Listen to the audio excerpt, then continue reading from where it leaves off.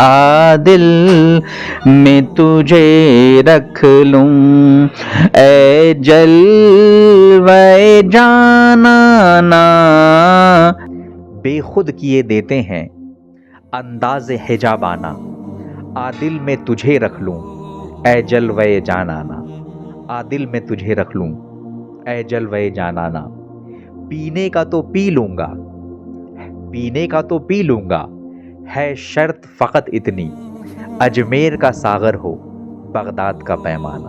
8 یا 9 سال کی عمر میں میں نے پہلی بار نعت رسول صلی اللہ علیہ وسلم لکھی تھی۔ 9 سال کی عمر میں؟ جی 9 سال کی عمر میں۔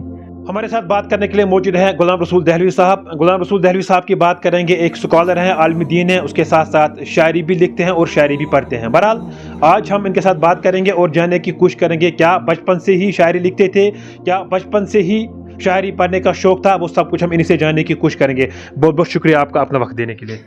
بہت بہت شکریہ کشمیر اسکرپٹ اور کشمیر اسکرائب، آپ کا بے پناہ شکریہ کہ آپ نے یہ موقع دیا ہمیں۔ ماشاءاللہ بہت اچھا لگتا ہے آپ کے ساتھ بار بار ملاقات کرنا، کیونکہ ہمیں بھی کچھ سیکھنے کو ملتا ہے۔ آج مختصراً ہم بات کریں گے اور آپ کی شاعری پہ بات کریں گے۔ سب سے پہلے ہمیں بتائیں کہ ہمارے ناظرین کو بتائیں، آپ کیا شاعری کا شوق آپ کو بچپن سے ہی تھا؟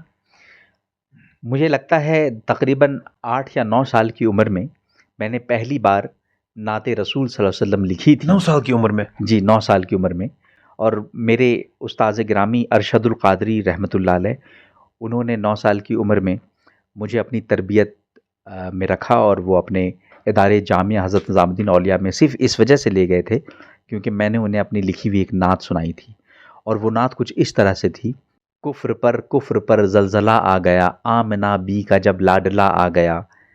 ماشاءاللہ، یہ اس طرح سے نعت تھی۔ بو جہل بو لہب اتبا کہنے لگے، یہ تو دشمن میرا مصطفیٰ آ گیا۔ تو اس طرح سے یہ نعت تھی۔ آخری میں اس کا مقطع یہ تھا: ہے غلام رسول کی یہ شاعری، جس نے جب بھی پڑھا تو مزہ آ گیا۔ یہ 9 یا 10 سال کی عمر میں میں نے یہ نعت پاک لکھی تھی۔ اس وقت رسول اللہ صلی اللہ علیہ وسلم کی نعت جو میں سنا کرتا تھا، جیسے اعلیٰ حضرت مولانا احمد رضا خان فاضلی بریلوی رحمۃ اللہ علیہ، یا علامہ اقبال رحمہ اللہ، مولانا علی جوہر صاحب، یا اس طرح کے دیگر شعراء، تو چونکہ میں ایک چھوٹی سی کتاب کی دکان چلاتا تھا، تو میرا کام تھا کتاب پڑھنا، اور کیسٹس بھی بیچا کرتا تھا۔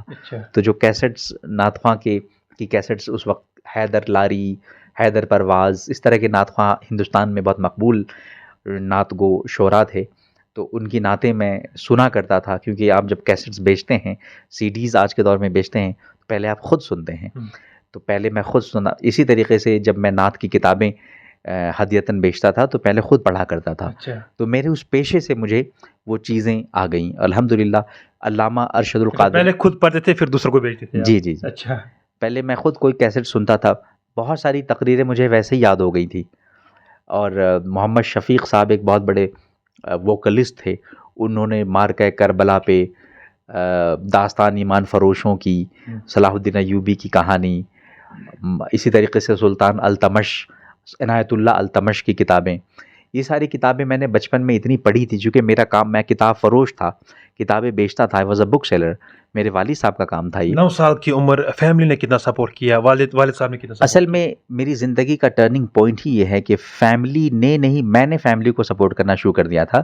9-10 سال کی عمر میں میرے والد صاحب کا فیٹل ایکسیڈنٹ ہو گیا تھا، اجمیر شریف سے وہ واپس آ رہے تھے، ان کا فیٹل ایکسیڈنٹ ہو گیا جس میں he was declared dead, newspapers میں خبر چھپی تھی کہ وہ نہیں رہے۔ لیکن یہ کچھ اولیاء اللہ کی کرامت رہی، میں یہ کہوں گا کہ وہ پھر بھی بچ گئے۔ He was completely declared dead. ان کا جو وہ دودھ کے ٹینک کا ایک بس کے ساتھ کلیش ہوا، and he was sitting next to the driver, جیسے ہی بس کا کلیش ہوا، اجمیر سے واپس آ رہی تھی، جے پور میں کسی دودھ ملک ٹینک سے کلیش ہوا، آپ اندازہ لگا سکتے ہیں اگر آپ ڈرائیور کے سامنے بیٹھے ہیں تو کتنی بڑی انجری ہوگی۔ تو ان کا پورا سر پھٹ گیا تھا، ہاف ہو گیا تھا، اس کے باوجود بھی وہ بچ گئے۔ انہوں نے ہمیں بتایا کہ جب وہ بالکل کوما میں چلے گئے تھے، بے ہوش ہو گئے تھے، تو انہوں نے اپنی اس کیفیت میں شیخ عبد القادر جیلانی رحمۃ اللہ کو دیکھا انہوں نے، اور انہوں نے حکم دیتے ہوئے، ان کے جو پورے پیر و مرشد تھے مفتی اعظم ہند، ان کو شیخ عبد القادر جیلانی نے یہ حکم دیا کہ اس کے سر کو جوڑ دو، اور وہ بچ گئے. 1 ہفتے تک اس پہ رہے، آلموسٹ وینٹیلیٹر پہ رہے، لیکن وہ بچ گئے. 2-3 سال تک بیڈ ریسٹ پہ رہے. ان 2-3 سالوں میں میں نے اپنی فیملی کو سپورٹ کیا. میں 9-10 سال کا تھا. I had to drop out of the school. میں جس اسکول میں پڑھ رہا تھا وہ مجھے چھوڑنا پڑ گیا. آئیڈیل ایجوکیشن اکیڈمی کوئی تھی، وہ چھوڑنا پڑ گیا، اور مجھے اپنے والد صاحب کا جو کام تھا کتاب فروشی کا، کتب فروشی کا، میں بک سیلر بن گیا. اور کتابیں 14 سال تک میں نے کتابیں بیچی، خوب پڑھی کتابیں، خوب بیچی. اردو کی کتابیں خوب پڑھیں، کیسٹس وغیرہ سنی. پھر 14 سال تک میں لکھنے لگ گیا. میرا پہلا مضمون پیام تعلیم نامی ایک جریدے میں، جو جامعہ نگر جامعہ ملیہ اسلامیہ سے نکلتا تھا، اس میں میں نے کوئی مضمون شاید ہندوستانی کرکٹ، ہندوستان پاکستان کرکٹ پہ لکھا تھا. وہ پبلش ہوا. پھر روزنامہ راشٹر سہارا کا جو زمیمہ نکلتا تھا اتوار کو، امنگ، بچوں کا امنگ، اس میں کہانیاں چھپنے لگی. مجھے پھر میری کسی کہانی پہ مجھے اسکالرشپ ملی. پھر میں دوبارہ سے مین اسٹریم ایجوکیشن میں آیا، اور اس طریقے سے میری تعلیم دوبارہ بحال ہوئی. بالکل ایسا لائف میں ہوتا رہتا ہے. تو آپ سے اور بھی جاننے کی کوشش کریں گے. آپ شاعری لکھتے بھی ہیں اور شاعری پڑھتے بھی ہیں. آپ کا کوئی پسندیدہ شاعر ہے زندگی میں جو ہمارے ناظرین سننا چاہتے ہیں؟ تازہ ترین کلام میں نے لکھا ہے ابھی. میری شاعری کا ایک ہی موضوع ہے، اس کے علاوہ کچھ نہیں ہے، اور وہ ہے عشق الہی، عشق حقیقی.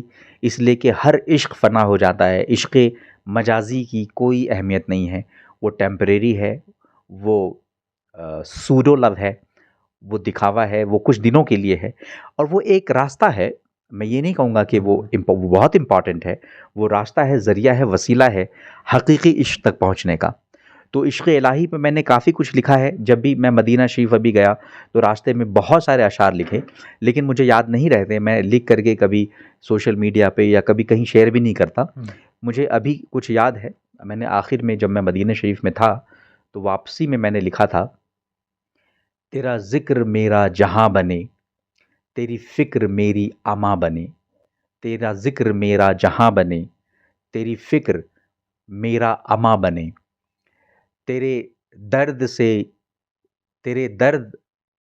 درد میرا درما بنے، تیرا درد میرا درما بنے. میرا چاہے سود و زیاں بنے، میرا چاہے سود و زیاں بنے. تو اس طریقے سے میں نے اور بھی بہت سارے کلام لکھے ہیں. عشق الہی، عشق حقیقی پہ اس گردش کرتے ہیں اس محور پر. اور انشاءاللہ تعالی موقع ملا تو میں کبھی لکھ کر کے لاؤں گا، سناؤں گا. لکھا بہت ہے مگر یاد نہیں ہے. بالکل. اس سے پہلے ہمیں یہ پتہ تھا کہ آپ شاعری لکھتے بھی ہیں اور شاعری پڑھتے بھی ہیں. جس طریقے سے ہم نے اکثر بات کی تو یہ نہیں پتہ تھا کہ آپ ایک نعت خواں بھی ہیں، اور 9 سال کی عمر میں آپ نے شروعات کی تھی. آپ نعت شریف جو ہے وہ پڑھتے تھے. ہمیں بتائیں کہ آپ کا کوئی پسندیدہ نعت شریف ہے جو آپ ہمارے ناظرین کو ابھی سننا چاہتے ہیں؟ بالکل. بیدم شاہ وارسی کا نام سنا ہوگا آپ نے، جنہوں نے کہا تھا، بہت امپورٹنٹ بات انہوں نے کہی تھی، وہی جو مستوی عرش ہے خدا ہو کر، وہی جو مستوی عرش ہے خدا ہو کر، اتر پڑا ہے مدینے میں مصطفیٰ ہو کر. یہ کلام بہت کنٹروورشیل ہو گیا، کیونکہ اس کلام میں انہوں نے دراصل اوتار واد کا جو کانسیپٹ ہے ہندو دھرم میں، کہ کرشن اوتار تھے، رام اوتار تھے، اور وہ ایک ہی نور کے اوتار تھے. اس طرح کی بات انہوں نے کہہ دی کہ محمد صلی اللہ علیہ وسلم بھی اللہ کے اوتار تھے. ایکچولی صوفیہ کرام، Sufis speak in local language. وہ جہاں جاتے ہیں وہاں کا کلچر دیکھتے ہیں. تو یہاں پہ اوتار واد کا کانسیپٹ موجود تھا، تو انہوں نے پیغمبری کو، نبوت کو، رسالت کو اوتار واد کے ذریعے سمجھایا. جیسے آپ سمجھتے ہیں کہ کرشن خدا کا اوتار ہیں، دودت ہیں، اسی طریقے سے محمد بھی وہی جو مستوی عرش ہے خدا ہو کر، اتر پڑا ہے مدینے میں مصطفیٰ ہو کر. ان کا ایک شعر ہے، اشعار ہیں، میں سنانا چاہوں گا. بے خود کیے دیتے ہیں انداز حجابانہ، بے خود کیے دیتے ہیں انداز حجابانہ. عادل میں تجھے رکھ لوں اے جلوے جانانا، عادل میں تجھے رکھ لوں اے جلوے جانانا. پینے کا تو پی لوں گا، پینے کا تو پی لوں گا، ہے شرط فقط اتنی، اجمیر کا ساغر ہو بغداد کا پیمانہ. اجمیر کا ساغر ہو بغداد کا پیمانہ. دنیا میں اگر تو نے بس اپنا بنایا ہے، دنیا میں اگر تو نے گر اپنا بنایا ہے، محشر میں بھی کہہ دینا یہ ہے میرا دیوانہ، اور بیدم تیری قسمت میں سجدے ہیں اسی در کے، بیدم تیری قسمت میں سجدے ہیں اسی در کے، چھوٹا ہے نہ چھوٹے گا سنگے درے جانانا۔ آخر میں جاتے جاتے ہمارے جو ناظرین ہیں وہ آپ کی زبان میں ایک نعت شریف جو ہے وہ سننا چاہتے ہیں۔ جموں کشمیر کی عوام کی بھی یہ فرمائش ہے کہ ہم غلام رسول دہلوی صاحب کی زبان سے ایک نعت شریف جو ہے وہ سننا چاہتے ہیں۔ ہمارے ناظرین کو آخر میں جاتے جاتے آپ نعت شریف سنائیں۔ میں یہی چاہوں گا کہ اسی نعت پاک کو میں گنگنا دوں، بالکل اس لیے کہ اس سے ابھی میں نے اس کو پڑھا ہے، دوبارہ سے آپ بالکل۔ بے خود کیے دیتے ہیں، بے خود کیے دیتے ہیں، انداز ہے جابانا بے خود کیے دیتے ہیں، بے خود کیے دیتے ہیں، انداز ہے جابانا عادل میں تجھے رکھ لوں، عادل میں تجھے رکھ لوں، اے جلوہ جانانا عادل میں تجھے رکھ لوں، اے جلوہ جانانا دنیا میں اگر تو نے گر اپنا بنایا ہے، دنیا میں اگر تو نے گر اپنا بنایا ہے، محشر میں بھی کہہ دینا میرے مولا، محشر میں بھی کہہ دینا یہ ہے میرا دیوانہ، محشر میں بھی کہہ دینا۔